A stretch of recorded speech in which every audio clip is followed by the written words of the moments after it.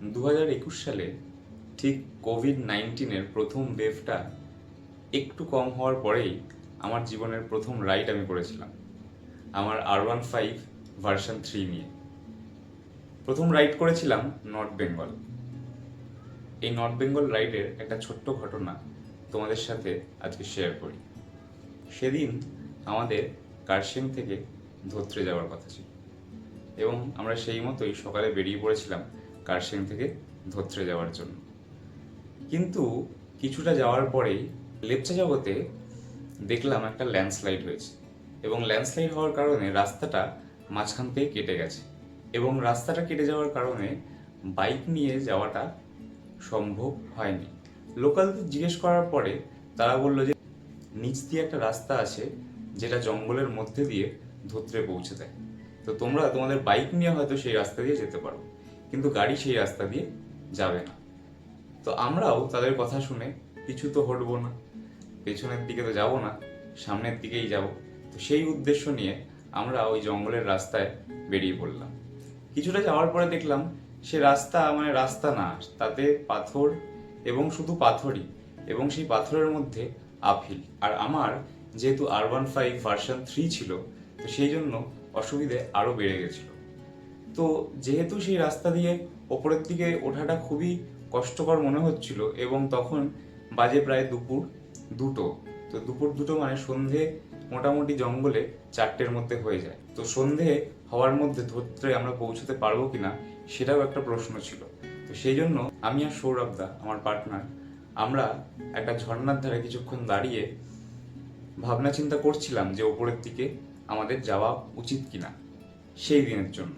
হঠাৎ দেখলাম একটা বাইক আসছে, একজন ভদ্রলোক 50-52 বছর বয়স এবং তার পেছনে একটি মেয়ে, হয়তো কলেজ পড়ুয়া, দুজনে আসছে এবং এসে আমাদেরকে প্রথম কথাই যেটা বললো, আরে শুনলাম যে কলকাতা থেকে দুটো বাইক ধোত্রে যাচ্ছে জঙ্গলের মধ্যে দিয়ে, আমরাও তো সেটা শুনেই আসলাম, ওপরে লোকজন আমাদেরকে সেটাই বললো, তো চলো তাহলে যাওয়া যাক।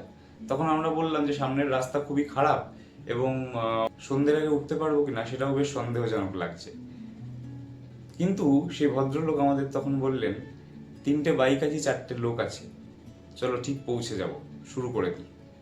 তখন বাজে দুপুর 3:30। আমরা শুরু করলাম ধোত্রের জন্য।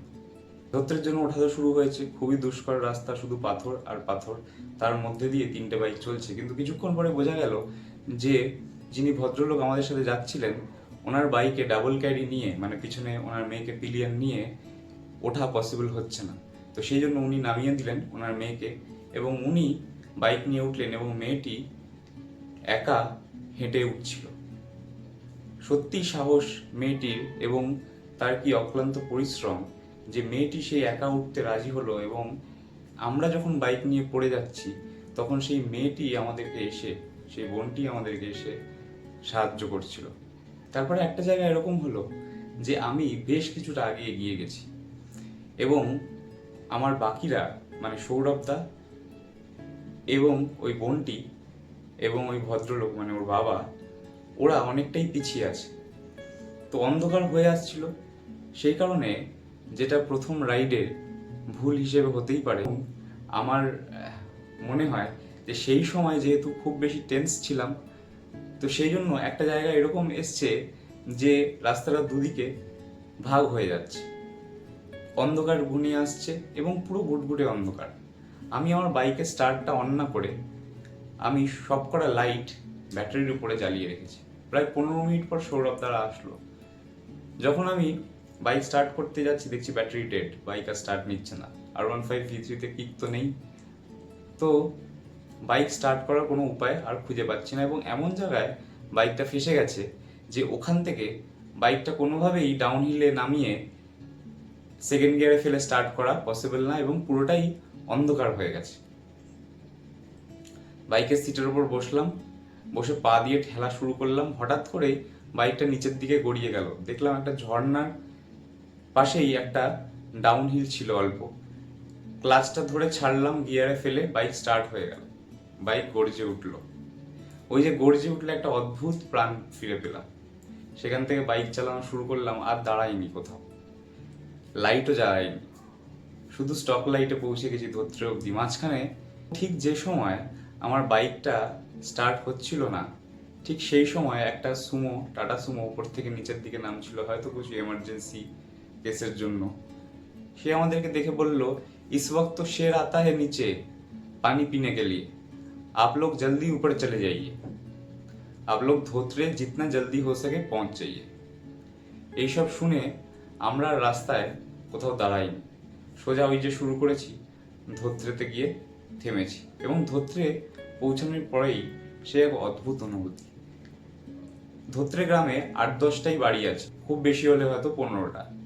এবং গ্রামের লোকেরা বুঝেছে যে জঙ্গলের মধ্যে দিয়ে নিশ্চয়ই বাইক উঠছে আওয়াজ শুনে, যেহেতু নিচ থেকে ওপর অব্দি আওয়াজ যাচ্ছে, তো তারা শুনতে পেয়েছে এবং তারা আমাদের জন্য বাড়ির বাইরে দাঁড়িয়ে আছে ধোত্রেতে, যে আমরা কখন পৌঁছবো।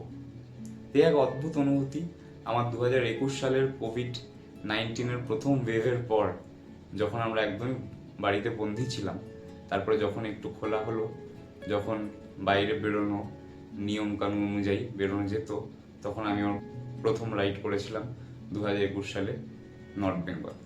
তারই একটা গল্প বললাম ধোত্রে। এরকম আরও অনেক গল্প আছে যেগুলো তোমাদের সাথে শেয়ার করব। কেমন লাগলো গল্পটা নিশ্চয়ই জানিও। আমার প্রথম দিন গল্প বলার, তো কেমন লাগলো জানিও। আর যদি ভালো লাগে নিশ্চয়ই লাইক করো, চ্যানেলটা সাবস্ক্রাইব করো। আর আমার জীবনের এই গল্প থেকে আমি এটাই শিখেছি যে জীবনে হার মানা যে কোনো সিচুয়েশনে চলবে না। যাই হয়ে যাক, আমরা এগিয়ে যাব, কি করা যেতে পারে এটা ভাববো, প্রত্যেক দিন একটা জিনিসের পেছনে কাজ করব, প্রত্যেক দিন কিছু শিখবো, ভুল করব হয়তো, কিন্তু শিখবো। বন্ধ হয়ে গেছিল, আমার গাড়িটা স্টার্ট নিচ্ছিল না। আমি যদি ভেবে বসতাম যে আমার বাইকটা স্টার্ট নেবেই না, বাইকটা স্টার্ট নিত না, আমাকে পা দিয়ে ঠেলতে হতো, সেটা আমাকে করতে হতো, কিছু তো একটা করতে হতো বাইকটা এগোনোর জন্য। তো আমি ঠেললাম এবং কোনো একটা পজিটিভ এনার্জি এসে আমাকে ওইখানে ওই ডাউন হিলটা দিল, যার জন্য আমি ধোত্রে অব্দি পৌঁছতে পারলাম। তো এই পা দিয়ে ঠেলাটা খুব দরকার। যে কোনো সিচুয়েশনে যখন আমরা আটকে যাব, ভুল হবে, কিন্তু ভুল হওয়ার পরেও তারপরেও এগিয়ে যাওয়াটা দরকার। তো তোমরা সবাই তোমাদের জীবনে এটাই চেষ্টা করো।